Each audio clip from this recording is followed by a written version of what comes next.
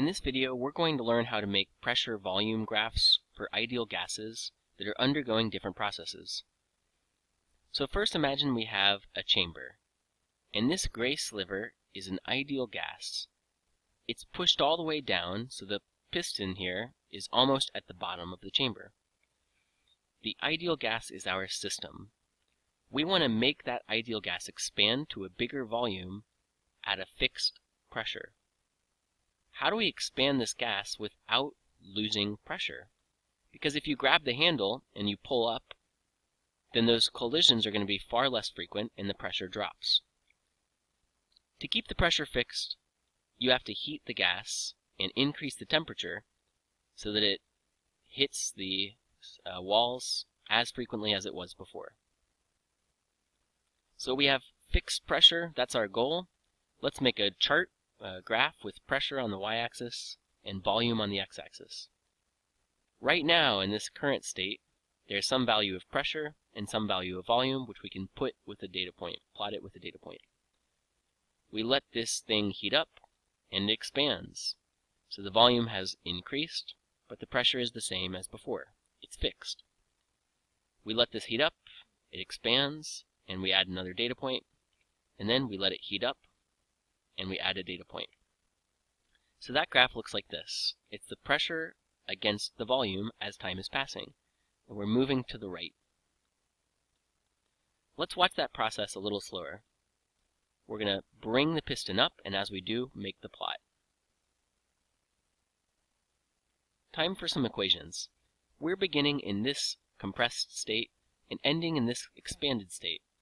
How do we get from one to the other? When we heat the molecules, they push against the piston with a force F. The piston in the gas, is expanding over an amount delta H. We know that work is force times distance. There's also cosine of theta, but the angle between F and delta H is 0, so the cosine is just 1. What's the distance that this force is pushing over? It's delta H. So let's plug that in right here. This piston in the gas has some area, A. Now I can multiply this equation on the right side by A over A, and I haven't changed anything. And then I can rearrange and put this denominator right here, and put the numerator right here. Why did I do this? Because force over area is pressure, and change in height times area, that's just the volume that we expand, delta V. Why is this such an important equation? Well, to understand, let's look back to the graph. I'm going to shade in the area between the line and the x-axis. Pressure, remember, is just the y value on the graph, and delta V is this length. So we're multiplying height times length, or length times width, which means pressure times delta V is the area under this curve, or under the line. So there's different types of processes we can have. The first is what we just saw, isobaric. That means there's constant pressure. If we're going from left to right, then here's what that can look like. You take a gas and you heat it to make it expand. But we could also go from right to left. How do we do that? Instead of heating the gas, we cool it to make it compress. The next type of process we can produce is to change the pressure while keeping volume constant. We call that isovolumetric. To go from bottom to top, we could do something like this. Take your ideal gas, and you heat it, but you keep the piston fixed.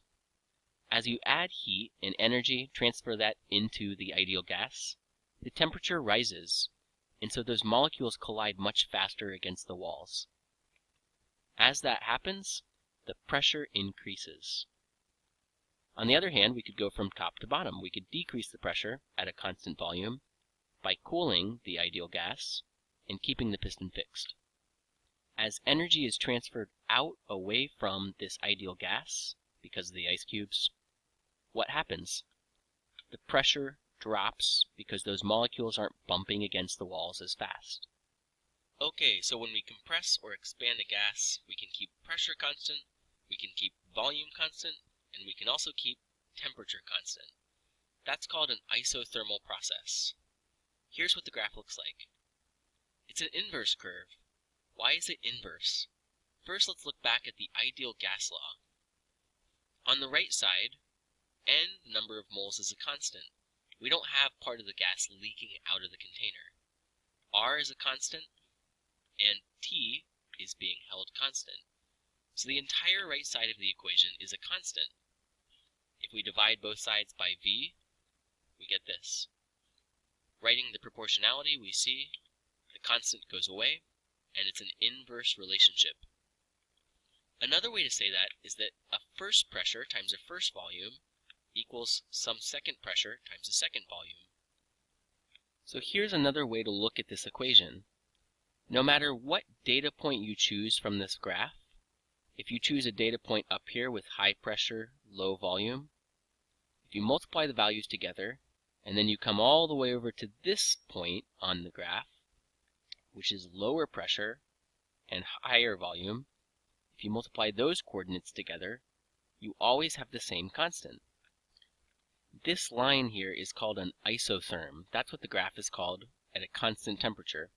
So no matter what pressure and volume you choose from the graph, every single data point represents the same temperature. But what if we change that constant temperature?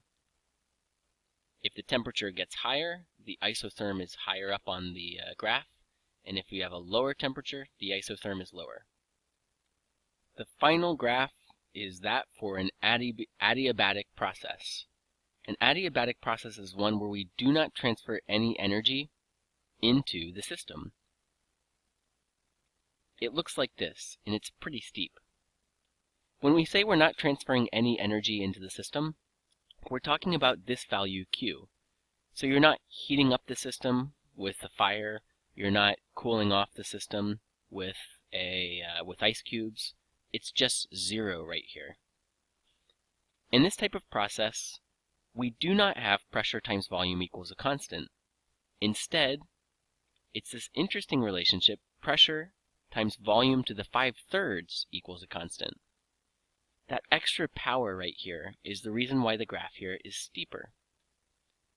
Another way to write this is pressure times volume P1 times volume 1 to the 5/3 equals P2 times V2 to the 5/3.